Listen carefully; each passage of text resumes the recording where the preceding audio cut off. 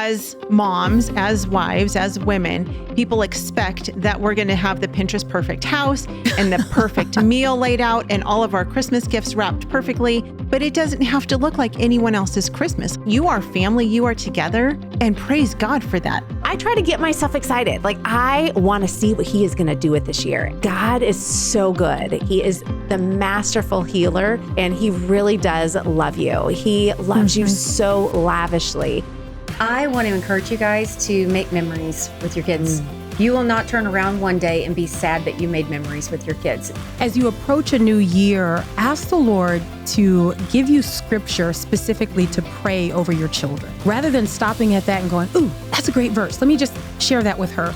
I'll turn that verse into prayer to ask the Lord to do that work in that child's life.